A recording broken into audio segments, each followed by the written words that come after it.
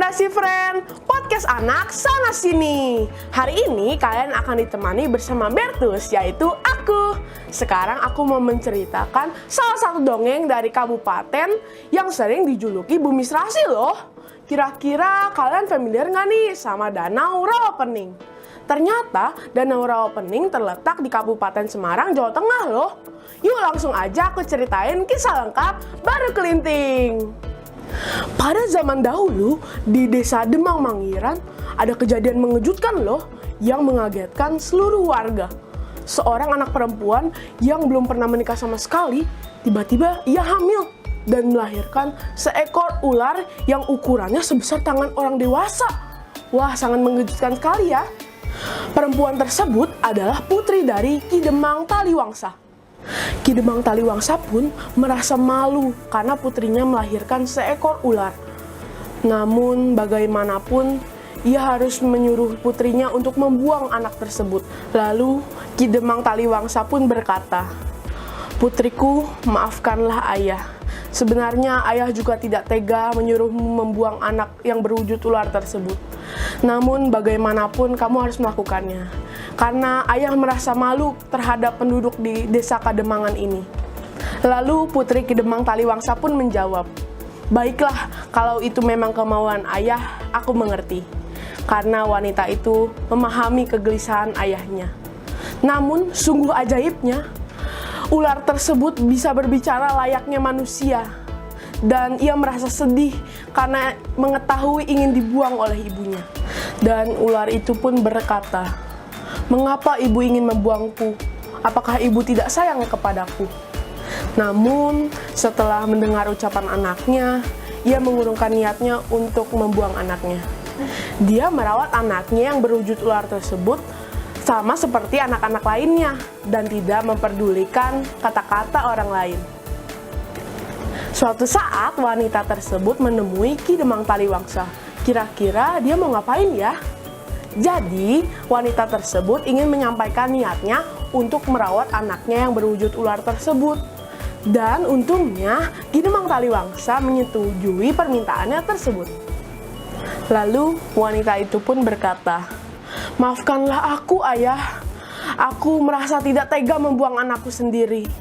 Aku berjanji akan merawatnya dan membesarkannya dengan baik, dan aku akan menasihatinya agar tidak mengganggu penduduk di sekitar." Dan Ki Demang Taliwangsa pun menjawab, "Baiklah anakku, tapi satu pesanku untukmu. Janganlah biarkan anakmu keluar dari rumah agar penduduk tidak takut." Seiring berjalannya waktu, ular tersebut semakin besar dan ia belum pernah sama sekali keluar rumah. Ia juga belum memiliki nama loh. Suatu saat ia meminta nama terhadap ibunya. "Ibu, sampai sekarang aku masih belum memiliki nama." Ibunya pun tersenyum sambil melihatnya dan berkata, "Bagaimana kalau aku memberimu nama Naga Baru Kelinting?" Lalu Naga Baru Kelinting pun sangat kegirangan dan berkata, "Terima kasih ibu, itu adalah nama yang sangat bagus." Dari lahir sampai dewasa, Baru Kelinting tidak mengetahui siapa ayahnya dan belum pernah bertemu dengan ayahnya satu kali pun saja. Akhirnya karena rasa penasaran itu, ia bertanya kepada ibunya. Dan ibunya pun kaget dengan pertanyaannya tersebut. Dan akhirnya ibunya memberitahu ke anaknya bahwa ayahnya adalah Ki Wanabaya. Namun Baru Kelinting tidak percaya dengan hal tersebut. Hari terus berlalu. Ibunya sering didesak oleh pertanyaan Baru Kelinting. Dan akhirnya ibunya pun menceritakan apa yang sebenarnya terjadi kepada Baru Kelinting.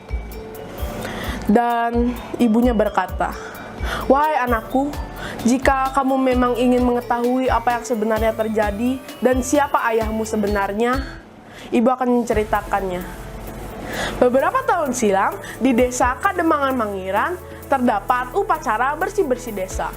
Sebagai putri Ki Demang Taliwangsa, ia diminta untuk menemui Ki Wanabaya untuk meminjam keris pusaka yang akan digunakan dalam upacara bersih-bersih desa selama beberapa hari. Wanita tersebut akhirnya menemui Ki Wanabaya dan menyampaikan tujuan kedatangannya. Aku datang menemui Ki Wanabaya karena perintah ayahanda. Desa Kademangan Maringan akan mengadakan upacara bersih-bersih desa. Ki Wanabaya terlihat agak keberatan dengan permintaan tersebut. Ia khawatir kerisnya hilang atau jatuh ke tangan orang yang jahat. Setelah berpikir lama, Ki Wanabaya akhirnya memberikan keris pusaka tersebut terhadap wanita tersebut. Dan Ki Wanabaya berpesan kepada gadis itu agar tidak menaruh keris tersebut sembarangan, apalagi di pangkuannya. Setelah mendengar pesan Ki Wanabaya, gadis itu pulang membawa keris pusaka itu. Sesampainya di rumah, ia melihat banyak sekali wanita yang sedang memasak. Akhirnya wanita itu pun berbaur bersama mereka dan lupa membawa keris itu kepada ayahnya. Dan fatalnya, wanita itu menaruh keris tersebut di pangkuannya, dan sehingga seketika keris itu hilang tak berbekas. Putri itu seketika menjerit, terkejut, dan sangat takut karena ia teringat pesan dari Ki Wanabaya. Ia berpikir jika Ki Wanabaya tahu, Ki Wanabaya akan sangat marah karena tidak menuruti pesannya. Tak lama, gadis itu pun pingsan dan semua orang panik, termasuk Ki Demang Taliwangsa. Setelah putrinya sadar, Ki Demang Taliwangsa langsung menemui Ki Wanabaya. Ki Demang pun mengajak Ki Wanabaya untuk menyembuhkan putrinya. Gadis itu pun sangat takut. Ia merasa bersalah karena ceroboh dan ia segera meminta maaf. Ki Wanabaya pun menghela nafas dan tidak marah sedikit pun. Ia mendekati Ki Demang Taliwangsa dan berbisik hal yang panjang. Peristiwa itu sudah menjadi suratan takdir. Sebenarnya aku sudah berpesan kepada putrimu untuk tidak meletakkan keris itu di pangkuannya. Lalu bagaimana ini, Ki? Nanti apa kata orang-orang di Kademangan ini terhadap putriku? Padahal dia belum mempunyai suami. Ki Wanabaya juga merasakan kesedihan yang dialami oleh sahabatnya ini. Ia kemudian berupaya membantu menyelesaikan masalah ini. Setelah berpikir yang panjang, kemudian Ki Wanabaya menawarkan diri untuk menjadi suami sang putri dengan syarat ia tidak akan menjamah sama sekali terhadap putri Ki Demang dan harus segera kembali ke lereng Gunung Merapi untuk bersemedi. Ki Demang Taliwangsa berpikir sejenak dan menyetujui tawaran sahabatnya. Setelah mendengar cerita ibunya, Baru Kelinting akhirnya menyadari dan ingin menemui ayahnya. Baru Kelinting menanyakan letak Gunung Merapi kepada ibunya untuk bertemu dengan ayahnya yang sedang bersemedi. Ibunya terlihat sedih karena sudah terlalu menyayangi anaknya, walaupun berwujud ular. Karena desakan anaknya, akhirnya dia pun menunjukkan jalan ke Gunung Merapi. Akhirnya, Baru Kelinting meninggalkan Kademangan Mangiran di malam hari dan kemudian bermukim di Kaliprogo. Lama-kelamaan tubuhnya menjadi semakin besar sehingga menjelang seekor naga yang besar. Kulit dan tubuhnya bersisik dan matanya berkilat menakutkan. Jika ia bergerak, maka daerah tepi Kaliprogo menjadi longsor. Keberadaan Baru Kelinting sangat meresahkan penduduk sekitar. Hal ini sampai terdengar oleh Ki Wanabaya yang sedang bersemedi di puncak Merapi. Dia menghentikan semedinya dan turun dari Gunung Merapi untuk mengusir ular tersebut.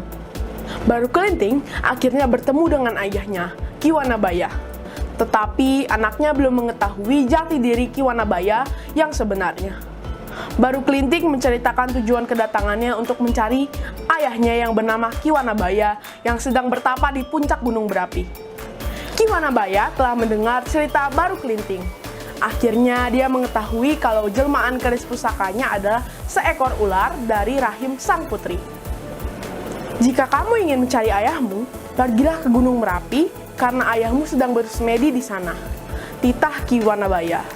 Bagaimana caranya, Ki? Tubuhmu harus melingkari Gunung Merapi. Jika kamu berhasil, kamu akan bertemu ayahmu. Jawab Ki Wanabaya. Ternyata Baru Kelinting bisa melingkarinya. Dan Ki Wanabaya memerintahkan Baru Kelinting untuk bertapa di dalam hutan lereng gunung.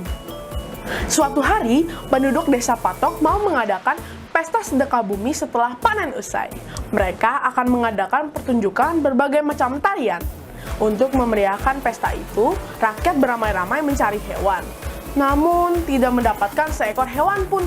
Akhirnya mereka menemukan seekor naga besar yang bertapa dan langsung dipotong-potong. Dagingnya dibawa pulang untuk pesta. Dalam acara pesta itu, datanglah seorang anak jelmaan baru kelinting yang ikut dalam keramaian itu dan ingin menikmati hidangan. Dengan sikap acuh dan sinis, mereka mengusir anak itu dari pesta dengan paksa karena dianggap pengemis yang menjijikan dan memalukan. Dengan sakit hati, anak itu pergi meninggalkan pesta. Ia bertemu dengan seorang nenek janda tua yang baik hati. Diajaknya mampir ke rumahnya. Janda tua itu diperlakukan seperti tamu yang dihormati dan disiapkan hidangan. Di rumah janda tua, anak berpesan, "Nek, kalau terdengar suara gemuruh, nenek harus siapkan lesung agar selamat." Nenek menuruti saran anak itu. Sesaat kemudian, anak itu kembali ke pesta, mencoba ikut dan meminta hidangan dalam pesta yang diadakan oleh penduduk desa. Namun, warga tetap tidak menerima anak itu, bahkan ditendang agar pergi dari tempat pesta itu. Dengan kemarahan hati, anak itu mengadakan sayembara. Ia menancapkan lidi ke tanah.